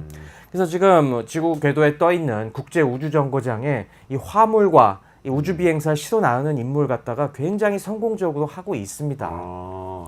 그런데 이제 일론 머스크는 당연히 그 정도, 정부 하청하는 정도로 만족할 사람이 아니죠. 이 사람이 이 사업을 시작했을 때는 굉장히 원대한 꿈, 요즘 많이 얘기하는 화성 탐사까지 얘기를 이미 생각을 하고 있었습니다. 그러면서 그것과 병행을 해서 또 우리가 인류가 그런 원대한 프로젝트를 하는 것뿐만이 아니라 뭐 소소하게는 우리 주변에 우주여행을 하는 것도 해봐야 하지 않겠냐? 그래서 우리 민간 사업으로 이 우주여행 사업도 같이 해봐야겠다라는 꿈도 있었습니다. 그래서 그걸 갖다가 또 착실히 준비해오고 있었는데 그 일환으로 지금 수행되고 있는 겁니다. 당연히 이게 폴라리스 돈이라고 이름이 붙여져 있기 때문에 이 전체적으로는 폴라리스 프로그램이라는 게 있는 것이고요. 네. 그 중에 이제 첫 번째 미션이라고 해서 다 여명, 새벽 이렇게 돈을 붙인 겁니다. 폴라리스라는 전체 프로그램 중에 폴라리스 던이라는 프로그램이 이번에 첫 번째 발사를 하게 된 겁니다. 스페이스X에서 그걸 이제 프로젝트로 하고 있는 그렇다는 얘기군요. 네, 이 폴라리스 프로젝트는 이제 본격적으로 이제까지의 이 수많은 지구 궤도에 나가서 우주 여행하고 그런 프로그램들은 다 생각해 보시면 아시겠지만은 다 정부 차원에서 한 겁니다. 그렇죠. 네. 당장 이게 벌써 처음 한 게 1965년도가 처음이었어요. 네. 근데 그때는 미소 간에 우주 경쟁을 하던 시기였잖아요. 그러니까 무조건 이제 우리가 먼저 사람을 먼저 내보내야 된다. 그래서 처음에 이 소련이 유리 가가린을 먼저 내보내니까 그 다음에 미국이 아니 우리가 한 방 맞다니 하면서 허둥지둥 막 내보내고 하니까 또 소련이 그 다음에 우주유형을 먼저 선수를 쳐갖고 또 한 번 미국의 뒤통수를 친 우주여행도 먼저 했었나요? 네, 소련이? 우주유형도 먼저 했습니다. 사실 그때 얘기도 되게 재밌는데요. 네. 이게 보스호트 2호라는 미션이었는데 네. 그때 소련도 미국이 먼저 추월하기 전에 먼저 하느라고 그때 대충 준비하고서 보냈어요. 그래갖고 그때 처음 나간 우주 비행사들이 정말 아찔한 순간을 많이 겪었습니다. 그러니까 원래 이 우주복을 지구 바깥에 우주 공간은 진공이지 않습니까? 네. 그래서 우리 사람은 당연히 공기 속에서 살아야 되기 때문에 우주복 안은 공기를 채워요. 근데 이게 충분히 이 우주복을 단단하게 만들지 않으면은 이게 지구 바깥으로 나가면 압력이 낮으니까 부풀어 오릅니다. 그래서 처음 미션에서는 이게 갑자기 나가니까 이 우주복이 부풀어 갖고 이 소련 우주 비행사가 이거 막 움직이지도 못하고 아둥바둥 하다가 그 당시엔 다행히 이 카메라 해상도가 낮아 갖고 사람들이 그걸 잘 몰랐었는데 그게 그러다가 나중에 들어올 때도 걸려 갖고 이게 빵빵하게 부풀어서 우주선에 다시 들어올 때 너무 커져가지고 네, 나간 이게- 문으로 들어오기 어렵게 된 그런 상황이었나요? 네, 그래갖고 이 압력을 갖다가 비상으로 빼버렸어요, 그걸. 그래갖고 잘못하면 아이고. 죽을 수도 있는 진공 상태에서 죽을 수도 있는 위험을 무릅쓰고 겨우 그런 임기응변을 통해서 겨우 살아 돌아온 그런 일도 있었습니다. 야, 정말 아찔하네요. 네, 근데 이제 그런 시대는 지나고, 네. 우리가 그런 경쟁의 시대가 아니라 진짜 인간의 이 꿈을 만족시켜주는 그런 이 우주여행의 시대를 열어보자라고 해서 이 순수 민간인 우주 비행사들로만 이루어진 이런 유인 미션을 갖다가 수행하고자 하는 것이 이번 폴라리스 이 프로젝트입니다. 그렇군요. 그러니까 미소 경쟁하던 시기는 이미 뭐 1990년대 끝난 거잖아요. 네, 뭐 그러면 이미 한참 지났죠. 그 다음에는 사실은 국가 간 경쟁이 아니라 점점 민간에서도 해보자는 분위기로 오는데 2002년에 설립한 스페이스X가 굉장히 큰 역할을 하고 있는 그런 상황인 건가요? 그렇죠. 이제 스페이스X가 그런 쪽에 대해서 계속 우리 스페이스의 지금 업적들을 보면은 예전에 로켓을 한 번 쓰고 버렸지 않습니까? 네네. 근데 요즘 스페이스X 쏘는 로켓 보면은 한 번 쏘고 이게 다시 돌아오잖아요. 네. 역추진을 해갖고 다시 싹 돌아와서 재사용할 수도 있게 되고, 그러니까 비용 효율적이 돼가고 있기 때문에 점점 이 우주로 뭔가를 날려보내는 우주 발사체 코스트가 낮아지고 있습니다. 그러다 보니까 이제는 이렇게 되면은 우주 비행의 경제성도 확보할 수 있겠네, 이 수준이 된 것이고, 그렇군요. 이제 그만큼 이게 무르익어서 또 이 우주 나사에 하청을 하면서 입증된 이런 발사체들을 한번 여기다 써보는 겁니다. 이제 직접 사업으로 해본다 이거죠. 네. 근데 일론 머스크가 요즘 미국 대선 때문에 뭐 입길에 많이 오르기는 하는데 그래도 대단한 프로젝트를 하기는 하고 있네요. 역시 일론 멀티태스킹 머스크가 엄청 잘하는 모양입니다. 이분이 주도한 건가요, 그러면? 그런데 사실 이 폴라리스 프로그램 같은 경우는 또 한 명의 중요한 인물을 이해해야 됩니다. 그래요? 네, 그게 유명한 또 제레드 아이작맨이라는 그런 사업가입니다. 아이작맨. 네, 이름 들어보셨습니까? 가물가물한데 들어본 것 같긴 하고 네. 그렇게까지 유명한 것 같진 않고 그러네요. 저도 이 이름 듣고서 옛날에 저도 뭔가 기억이 나고 보니까 옛날에 제가 직장에 있을 때 보고 썼었던 기억이 나는데 이 사람도 되게 좀 독특한 인물입니다. 저레드 아이작맨이 사실 이 사람도 벤처업계에서 큰 회사를 일궈갖고 젊은 나이에 굉장히 억만장자가 된 사람이에요. 미국에 보시면은 미국도 이제 전자상거래가 발전하면서 여러 가지 전자결제 이제 서비스 네네네. 업체들이 등장을 했는데 그 중에 하나가 Shift for Payment라는 곳이 있거든요. 네. 여기를 설립한 이 CEO입니다. 그런데 놀라운 것이 이 사람이 1983년생이에요. 저보다 83년생. 네, 저보다 나이가 좀 많이 어립니다. 근데 회사를 처음 설립한 게 16살 때입니다. 아, 그래요? 16살 때 페이먼트 회사를 설립을 했다고? 네. 저거 옛날에 그거 보고서 참 신기한 친구다. 고등학생 시절에 그때가 딱 언제냐면은 1999년 인터넷 붐이 막 이제 시작되던 때예요. 닷컴 버블 때네요. 네, 미국이 그 당시만 해도 전자상거래에 관련된 인프라가 잘 안 돼 있었어요. 그 중에서도 이 페이먼트가 되게 불량했었죠. 근데 그런 상황에서 인터넷 붐과 함께 이제 간편 결제 시대다. 뭐 쉽게 소상공인들도 저렴하게 이런 신용카드 서비스를 할 수 있도록 그런 플랫폼을 만들어야겠다라고 해서 설립한 곳이고요. 이게 그때 대박을 쳐갖고 돈을 굉장히 많이 법니다. 근데 역시 미국의 사업가들은 확실히 우리나라랑 좀 다른 게 있는 것 같아요. 이렇게 돈을 번 다음에 이 아이작맨이 그 다음에 아무래도 젊은 나이에 성공하면은 우리나라 같으면은 그 돈 갖고 부동산을 산다든가 뭐 하면서 편하게 살 것 같은데 이 친구는 덕질을 합니다. 무슨 덕질이냐면 무슨 덕질이죠? 항공 덕질을 합니다. 아무래도 그래서 미국이다 연결이 보니까 되는구나. 미국에서는 뭐 자기 이제 조종 면허 같은 거 많이 쉽게 딸 수가 있잖아요. 근데 특이한 민간 비행기 이걸 따는 게 아니라 전투기, 제트 전투기 이 면허 같은 걸 땁니다. 아, 그래요? 근데 면허만 따는 게 아니라 그 다음에 회사를 만드는데 어떤 회사냐면은 이 전체적으로 공공 서비스에 이제 민영화가 미국에서 많이 이루어지고 있는데 군에서도 마찬가지입니다. 군에서도 이 전투나 이런 것들은 직접 해야겠지만은 훈련 같은 거는 그거 외주 주는 게 더 낫지 않겠냐. 그래서 이 전투기 조종사들도 이 민간 기업에 위탁 훈련을 많이 시키는데 그 위탁 훈련 기업을 세웁니다. 근데 그러려면은 아무래도 전투기를 조종할 수 있어야 되니까 진짜 제트 전투기를 회사가 갖고 있어야지 그 서비스를 할 거 아닙니까? 그래서 얘가 회사를 갖다가 드라켄 인터내셔널이라는 회사를 설립하는데 그러고 진짜 군용 제트 전투기를 많이 사놓습니다. 그러면 이분이 그때 비행을 배워가지고 이번에 우주선 타고 나간 거 아니에요? 그렇죠. 아이작맨이? 그러면서 이 사람이 연결이 되는 거네. 네. 그러면서 이 사람이 항공 쪽에 진짜 항공 덕후로서 진짜 성덕이죠. 성공한 덕후로서 한 다음에 근데 이 사람이 이 제트 전투기 갖고 만족을 못 하는 거예요.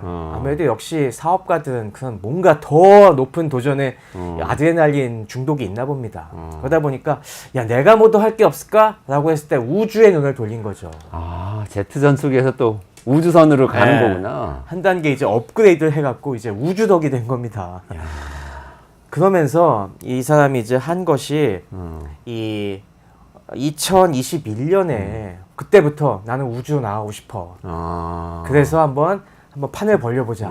일론 머스크 형님한테 한번 부탁해서 해보자라고 해갖고 마침 일론 머스크도 이 민간인을 우주로 보내는 걸 하고 싶었는데 원래 일론 머스크도 페이팔로 성공한 다 비슷한 업계에서 했지 않습니까? 그러니까 이제 그래, 그러네요. 우리 같이 해보자라고 해갖고 그 당시에 이 처음 우주 프로젝트를 했어요. 그래서 그 당시에 인스피레이션 4라는 단발성 프로젝트를 갖다가 합니다. 이거는 어떤 자선 사업 비슷한 걸 같이 해갖고 자선 이벤트 같이 비슷하게 해갖고요. 민간인 4명으로 구성된 이 당시 스페이스X가 이 유인 우주선을 처음 만들기 시작했는데 이게 이름이 드래곤입니다. 드래곤 우주선인데 이게 종류가 두 가지 있어요. 크루 드래곤이랑 이거는 말 그대로 사람을 실어나는 거, 카고 드래곤 또 화물을 실어나는 거, 이 두 가지가 있는데 이 크루 드래곤을 이용을 해서 이 민간 순수 우주 비행을 해보자. 그래갖고 이것도 처음입니다. 이런 훈련받은 이 군인이나 이런 나사 같은 공공기관의 우주 비행사가 아닌 순수한 민간인들로만 크루를 구성해서 나간 게 이게 처음입니다. 아, 그 2021년에 인스퍼레이션 4에서 그렇게 네. 했다는 거군요. 그러면서 그때 막 모금 활동도 하면서 이거는 자선 활동입니다. 그래서 이거 여기서 모인 기금은 이 소아과 병원을 지원하는 데 쓰입니다라는 그런 걸 해갖고 그래갖고 뭐 민간인들 그래서 이 PA, Physician Assistant라고 하죠. 그런 병원 사람들도 막 태우고 그래갖고 상당히 큰 이벤트로 했었고요. 여기서 반응이 괜찮으니까 그리고 또 여기서 또 아이작맨이 한번 우주를 나가보니까 역시 또 흥분을 했는지 또 나가고 싶어. 그때 그 크루에 포함됐던 네, 거죠? 그때도 아이작맨이 탔었죠. 그때 돈은 많이 모였나요? 그 기부 그때 돈 많이 소아병원. 네, 그때 원래 1억 달러 모으는 게 목표였는데 2.2억 4,300만 달러인가 모았습니다. 와, 사람들이 진짜. 아 물론 아이작맨이 1억 2,500만 달러를 냈어요. 아, 본인이요? 본인이 일단 1억 달러를 내고 1억 달러면은 그게 1,400억 원. 1,500억 원 이상을 냈죠. 그래서 본인부터 딱 내고 그러니까 이 일론 머스크도 가상한 거 타면서 나도 낼게 하면서 5,500만 달러 내고 그러니까 이제 딴 사람들도 한 5천만 달러 정도 민간에서 모아갖고 딱 그렇게 자선활동 멋있게 이거는 했죠. 진짜 덕질이네요. 돈 네. 많이 번 사람들의 덕질. 나 맞습니다. 1,500억은 낼 테니까 우주선 한번 탑시다. 뭐 이렇게 된 셈이. 근데 또 이제 네. 본인만 그렇게 하면 욕을 먹을 테니까 너 혼자 그러냐 하니까 같이 그렇게 자선 행사를 연 거죠. 아, 그래서 무사히 잘 갔다 온 건가요? 네, 그때 무사히 잘 갔다 온 다음에 그래서 와 이거 되겠다라고 해서 곧장 그 다음에 2002년에 이 아폴로 프로그램이 발족이 된 겁니다. 2022년이요. 2022년이죠. 2021년에 이 인스피레이션 4가 나가고 바로 나가려고 했는데 근데 이때부터는 뭔가 좀 야 이거 진짜 우주 이 관광을 위해서 제대로 준비해 보자라고 이제 기획을 한 겁니다. 그러니까 2022년에 폴라리스 프로젝트가 시작이 되는 됐죠. 거고. 그러면서 원래는 2022년 말에 그 다음에 이 폴라리스 돈을 딱 가동하려고 했는데 이미 그 드래곤 우주선은 준비가 돼 있으니까요. 그리고 발사체 팔컨 로켓이라고 하는데 이것도 준비가 돼 있으니까 곧장 보내려고 했는데 몇 가지 문제가 있었어요. 이걸 그 다음에 관광 수준으로 이제 가려고 하다 보니까 여러 가지 편의성이 중요해진 겁니다. 우리 예전에 보시면은 우주 비행사들 나사의 우주 비행사를 나가는 거 보시면은 이 우주복이 굉장히 이제 벌키하잖아요. 네네. 이렇게 막 둔중하고 맞아요. 아무래도 좀 움직이기 좀 불편하고 한데 관광객이 그렇게 막 이걸 옴싹다싹하기도 힘들고 이 중간에 이 소변 이런 거 처리하기도 힘든 그런 옷 입고 싶겠어요. 입고 벗기도 힘든 거. 그러니까 좀 편하게 뭔가 좀 만들어 보자 하면서 굉장히 연구를 많이 했습니다. 그러면서 이번에도 뭐 공개된 우주복 보시면은 정말 그 아주 그럴듯하게 만들었어요. 이 막 이 딱 나오는 게 우리 왜 SF 영화 같은데 보면은 굉장히 그 스키니한 그런 우주복들 입고서 패셔너블한 거 입고서 막 다니는 걸 우리 기억하실 텐데 이번에 그것과 굉장히 유사하게 됐습니다. 이런 거 준비하느라고 시간이 거의 한 2년 가까이 지연된 끝에 이번에 지난 이틀 전에 발사를 한 겁니다. 아, 그렇군요.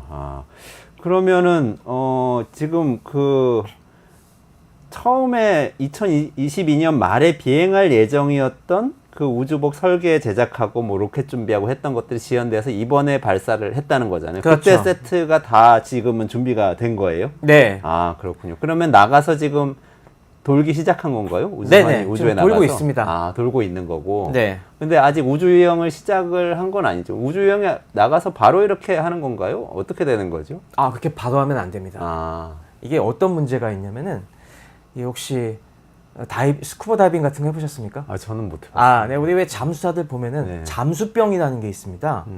이 다이빙 할 때 깊이 물속으로 들어가는 거는 좀 빨리 들어가도 되는데 나올 때는 빨리 나왔다간 큰일 납니다. 그냥 죽습니다.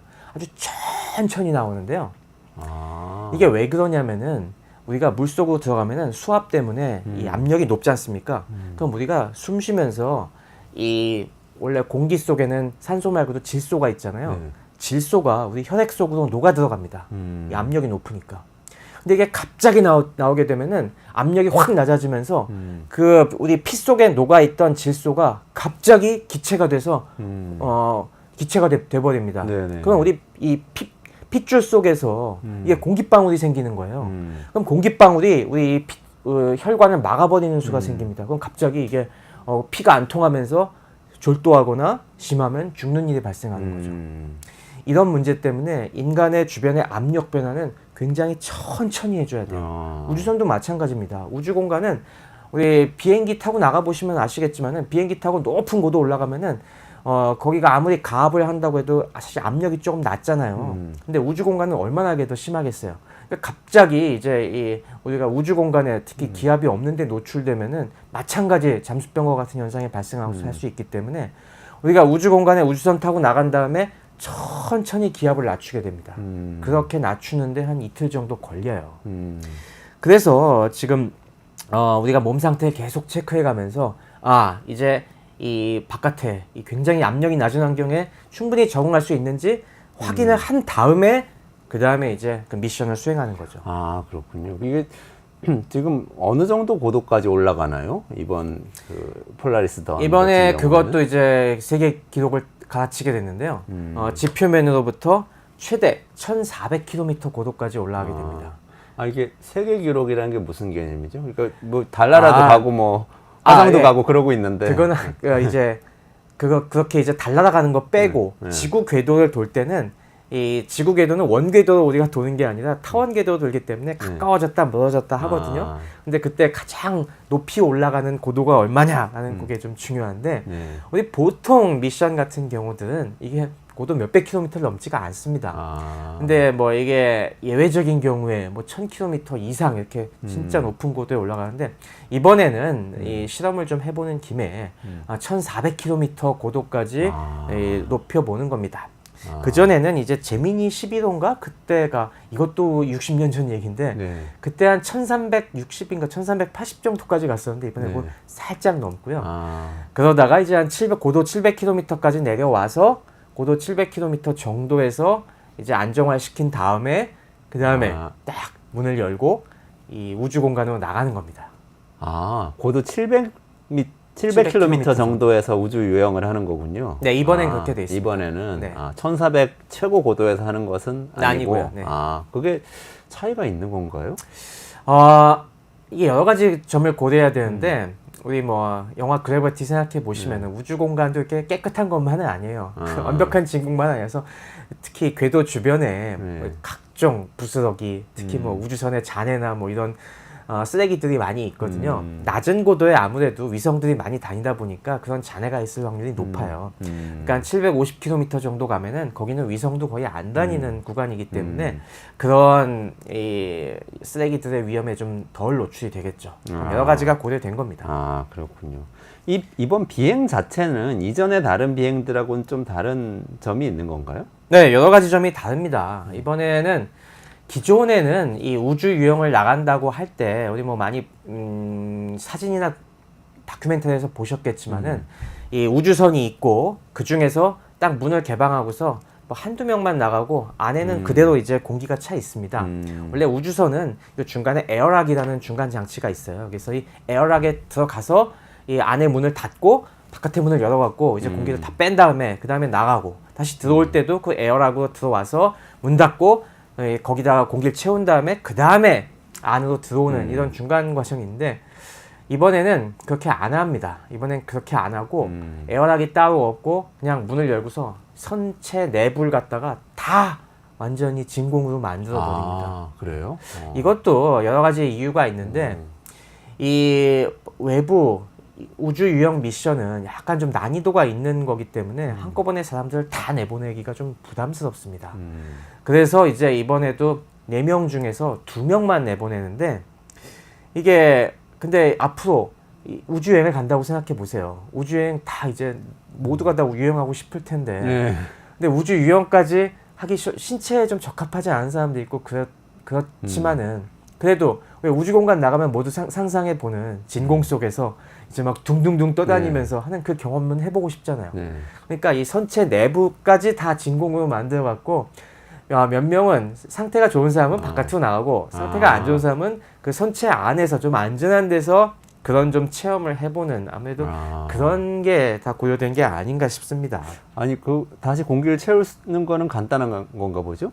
그 물론 뭐 진공 상태를 그 공기를 만들었다가. 채우려면은 그만큼 공기를 보충할 수 있는 탱크가 필요하죠. 네. 근데 이번 이 드래곤 우주선은 그런 공간이 충분히 준비가 돼 있어 갖고 그런 식으로 선체 공기를 한 번 다 뺀다고 하더라도 그다음 문 닫고 다시 채울 수 있는 그런 공기가 충분히 있습니다. 그러면 아이장맨은 이번 계기로 정말 덕업일치를 완전히 이루는 사람이 되겠군요. 진짜 예. 성덕 중에 성덕이죠. 덕후질을 해가지고 결국엔 우주 비행을 직접 하고 네. 그게 이제 사업 스페이스X 프로젝트는 또 사업으로도 연결이 되잖아요. 네. 일론 머스크한테는 사업이 되고 이런 거네요. 그렇죠. 그러니까 이번이 아무래도 처음이다 보니까 다양한 실험을 합니다. 이게 아무래도 우주 공간에 나가는 거는 굉장히 위험이 또 많이 있습니다. 이게 뭐 인간의 몸에도 상당한 부담이 돼요. 이 당장 많이 들어보셨겠지만은 고도가 높아지면 높아질수록 우주 방사선에 많이 노출됩니다. 그래서 그리고 또 아무래도 이런 무중력 상태에 나가면은 지구와는 굉장히 다른 환경이기 때문에 인간의 이 체액 순환이라든가 이런 것이 좀 교란을 받습니다. 그래서 우주에 한번 나갔다 오면은 이런 방사선 노출에 의한 효과, 이런 체액 교란에 의한 효과 뭐 등등등이 그래서 신경계도 교란을 받아갖고 실제로 이런 증상도 있어요. 우주 비행사 우주 나갔다 온 사람 중에 한 20% 정도는 시력 저하로 고통을 받습니다. 아 네. 그래요. 눈이 쌩쌩하던 사람이 근시가 돼요 막. 이게 막 그렇죠. 신경계가 교란되고 이런 뭐 아무래도 생체 순환이 좀 불순해져 갖고 이럴 거라고 예상을 하는데 네. 이런 효과들 몸의 변화들도 다 이번에 모니터링을 하고 이런 좀 여러 가지 미션에 대한 프로토콜들을 한번 이게 진짜 몸에 무리가 안 가는지 한번 종합 테스트를 같이 해보는 거죠. 그야말로 이번엔 근데 새벽 프로젝트니까 폴라리스 던, 네. 폴라리스 새벽이잖아요. 그러니까 이게 진짜 우리 같은 일반인이 우주 여행을 하기까지는 시간은 많이 걸리겠죠? 그래서 이 폴라리스 프로젝트에서 이 돈 말고 2번 더 하기로 지금 돼 있습니다. 아, 그래서 그래요? 2, 3까지 한 다음에 거기까지 나오는 결과를 보고서 야 이거 별 이상 없고 뭐 충분히 되겠다 싶으면은 그때 이 본격적인 상품을 준비하겠죠 아마. 3번 하고 바로 상용화할 수도 있다. 네, 뭐 그거는 미지수지만은 그거는 뭐 만약에 갔다 온 사람 중에 심각한 문제가 생겼다고 하면은 그다음 뭐 안전 조치를 강구해야 되겠지만은 일단은 한번 3번까지 해보자.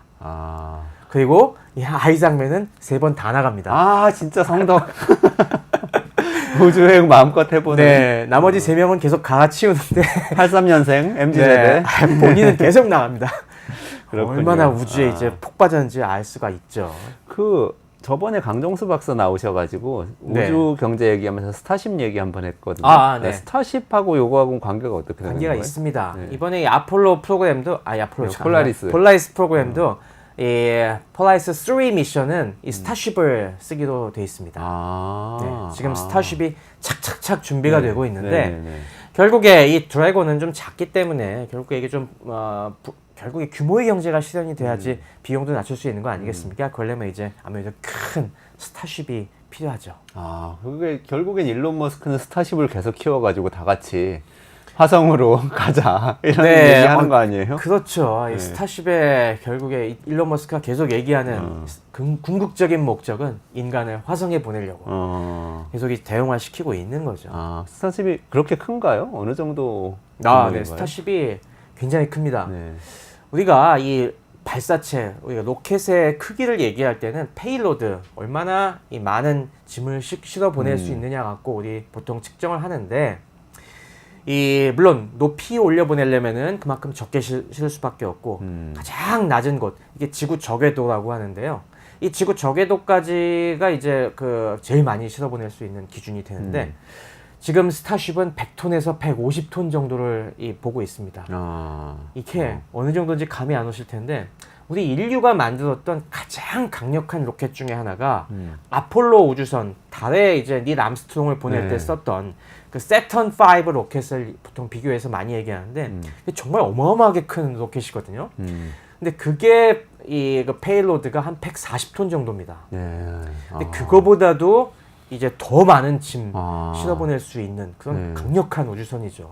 진짜 강력한 우주선이네요. 네, 그게 지금 만들어질 거라고 보는 거죠. 요 폴라리스 3번째 정도에는 만들어져서? 네, 지금 뭐 계속 준비를 하고 있습니다. 이게 크게 보면은 1단 부스터가 있고 여기 2단 그 위에 이제 스타쉽이 얹혀지는 건데 지금 이 스타쉽 프로젝트를 위해서 이 스페이스X가 로켓 엔진은 야심차게 개발한 게 있습니다. 이게 랩터 엔진이라고 하는데 기존에 지금 팔콘이 주력 발사체인데 여기에는 멀린 엔진이라는 엔진을 탑재하고 있어요. 이 엔진이 뭐냐면 우리 로켓 보시면 밑에 노즐 이렇게 볼록한 이런 게 있지 않습니까? 거기서 화염이 나오는 그 하나를 갖다가 엔진이라고 하는데 이 스타쉽에는 그 1단에 이런 이 랩터 엔진을 33개를 붙여서 씁니다.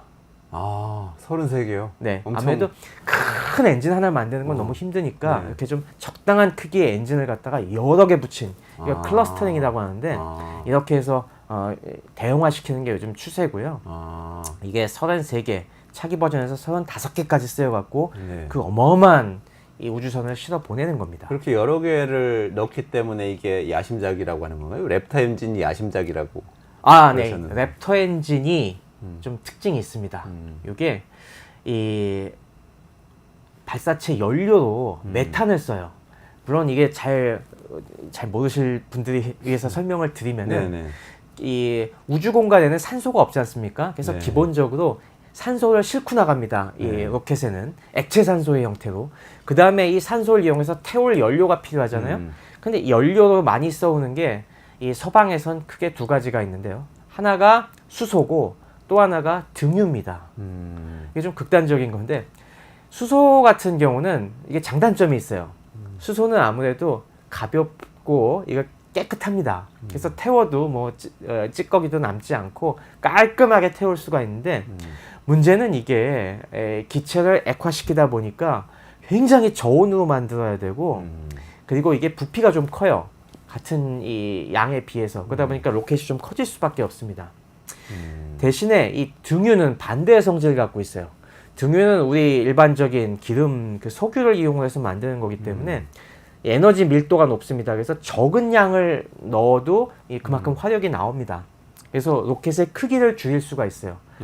하지만 이게 아무래도 이 석유다 보니까 높은 산소가 점점점 부족한 데로 가면 갈수록 이게 좀 잘 완벽하게 안 타갖고 찌꺼기 같은 거, 그름 같은 게 되게 많이 나오고 막 그래요. 약간 좀 지저분하게 탑니다.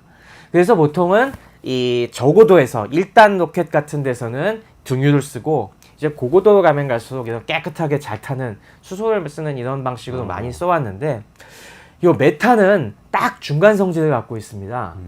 그래갖고 이게 적당히 깨끗하면서도 이제 적당히 이제 크기를 줄이는데 좋은 이런 걸로 해서 최근에 각광을 받고 있어요. 그래서 왜 우리가 또 이런 식으로 요즘 성덕 중에 한 명이 바로 제프 베조스지 않습니까? 제프 베조스가 블루 오리진 만들어갖고 거기도 열심히 로켓 엔진 만들고 있는데 거기서 이 메탄 연료 로켓을 처음 채용을 했어요. 엔진을. 이 일론 머스크도 그래서 이걸 멀린 엔진을 메탄으로 만드는데 근데 사실 메탄을 쓴 더 중요한 이유가 있습니다. 이 머스크는 이 결국에 스타쉽을 화성으로 보내는 게 목적이잖아요. 그렇죠. 화성 이주하려고. 그런데 이 생각해 보시면은 화성에서 우리가 돌아와야 되잖아요. 근데 돌아오려면은 우리가 왕복 연료를 다 싣고 가면은 너무 많이 짐이 많지 않습니까? 근데 이 화성에서 석유 난다는 얘기 들어보셨습니까? 석유 없잖아요. 없겠죠. 그리고 거기서 수소 이제 압축하기 쉽지 않을 텐데 근데 tam사를 해보니까 화성에는 메탄은 있을 확률이 되게 높습니다. 그러니까 궁극적인 생각은 화성에 편도 연료만 싣고 가서 거기서 메탄을 캐갖고 그 메탄을 채워서 다시 오는 이런 것까지 이제 생각하느라고 메탄 연료 로켓을 만들었다 이런 얘기가 있습니다. 그럼 아마존의 제프 베조스도 그런 생각을 한 건가 혹시?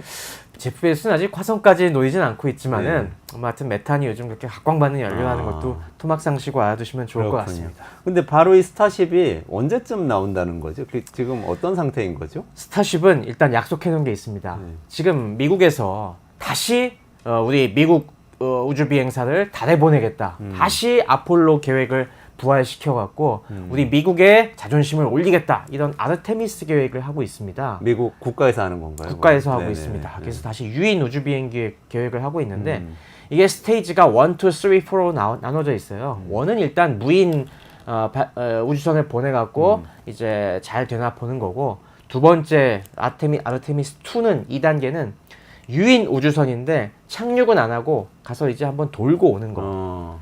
세 번째 단계가 사람을 싣고 가서 착륙까지 하는 건데요.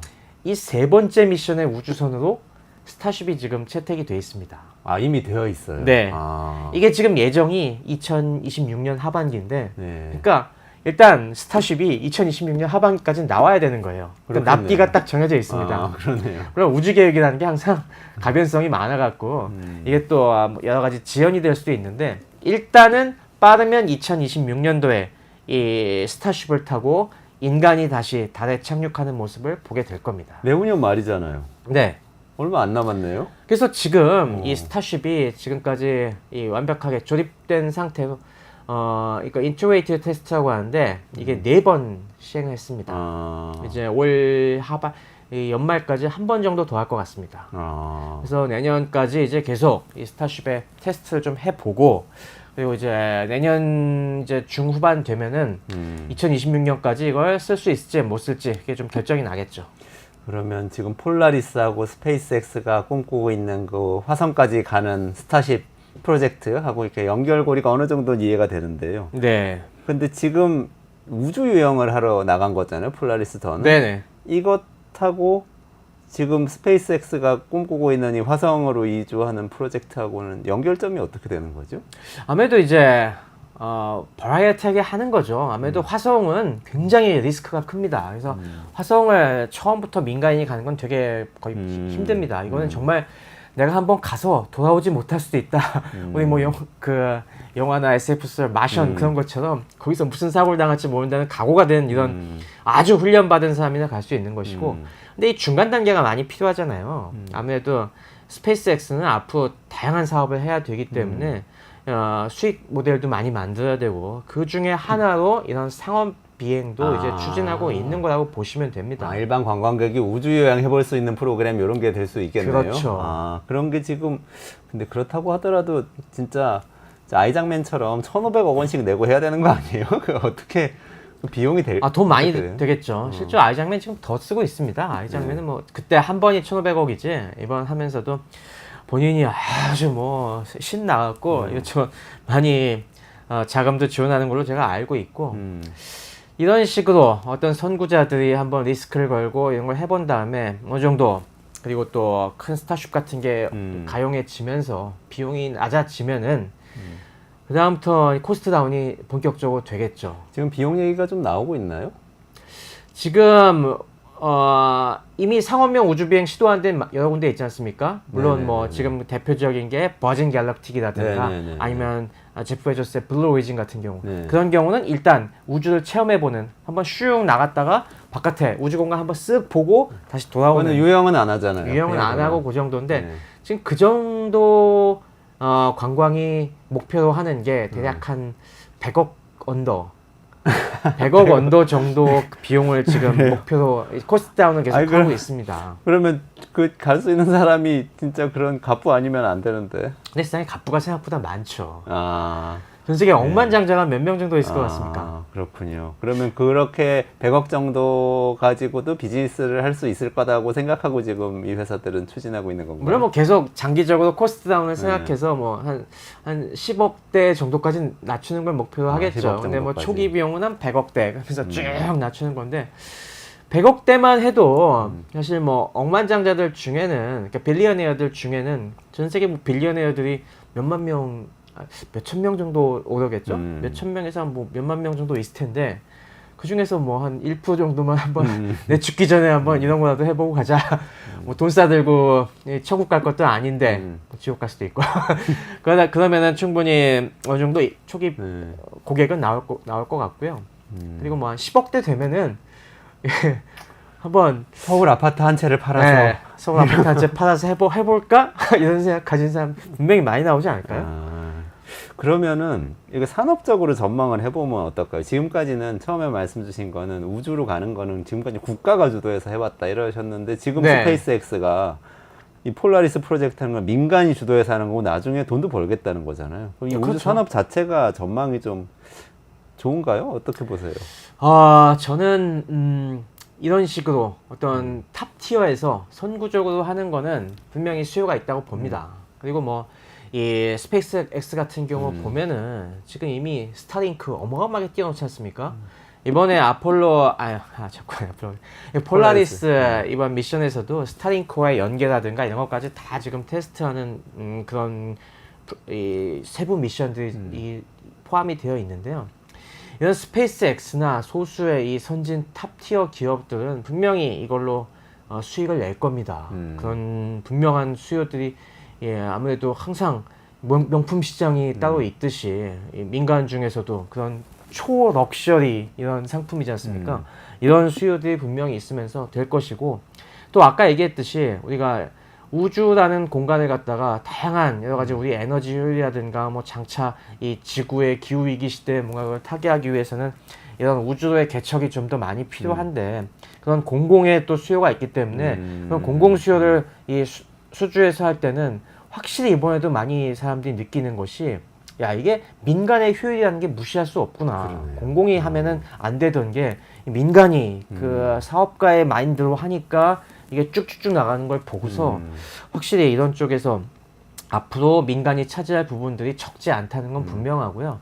그런 면에서 어느 일정 부분은 밝은데 한 가지 염려되는 부분들은 이게 지금 우리나라도 지금 우주 산업 여러 가지 지금 스타트업들이 있습니다. 네네네. 실제로 코스닥에 네. 기술 특례 상장한 기업들도 있고 네네네. 이런 소국들의 이런 그만저만한 이 기업들까지 이게 떡고물이 떨어질까? 이쪽 기업들까지 골고루 성장할 수 있을 정도의 큰 산업이 될까 하는 부분에서는 사실 아직 잘 모르겠습니다. 그러게요. 우리도 우주청을 만들고 네. 정부에서는 뭔가 우주 경제에 뛰어들어 보겠다고는 하는 것 같은데 머스크나 아이작만 같은 사람은 우리나라에 없는 것 같아요. 그렇죠? 이렇게 네. 돈 많이 벌었는데 부동산 사가지고 뭐 이렇게 지내는 게 아니고 나는 그 다음 덕질을 향해서 가겠다. 그리고 그걸 산업으로 만들어내. 이건 좀 부럽네요. 이게 중요한 점을 말씀해 주셨는데 두 가지가 결합돼야 되는 것 같습니다. 아무래도 처음에는 공공이 마중물 역할을 해야 됩니다. 이게 민간 수요가 전혀 발생하지 않기 때문에 그만큼 공공 부문이 커갖고 많은 돈을 퍼부어서 민간 기업이 수익성을 확보할 때까지 도와주는 그런 맷집이 있는 공공 부문이 필요하고 그 다음이 진짜 사업가들도 이런 식으로 정말 꿈이 있는 원대한 앙트프레니어십을 발휘하는 사람이 필요한 겁니다. 말씀해 주신 것처럼 돈 벌어서 자기 안락하게 사는 거에만 만족하지 않고 야, 돈 벌었으니까 더 원대한 진짜 이 우주 스케일의 미션도 한번 해보고 싶어 라는 이런 야성적 충동을 가진 사람들이 야성적 충동. 있어야 네.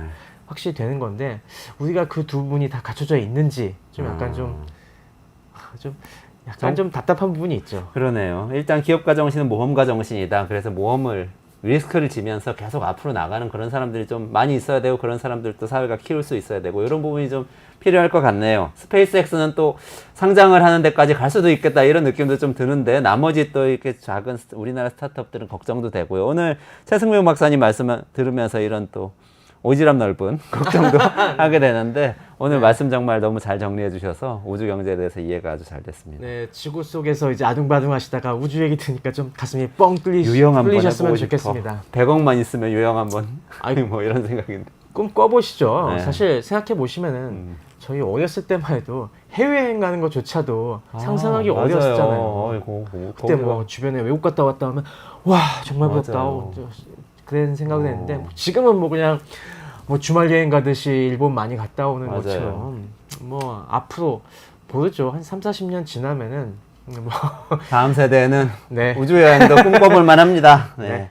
여기까지 꿈을 가져보시죠. 여기까지 꿈을 갖고 마무리하도록 하겠습니다. 이원재 끝내주는 경제는 매일 오전 11시에 라이브 진행하고 내일도 저는 11시에 찾아뵙고요. 최승병 박사님하고 여기서 인사드리고 물러가도록 하겠습니다. 고맙습니다. 감사합니다.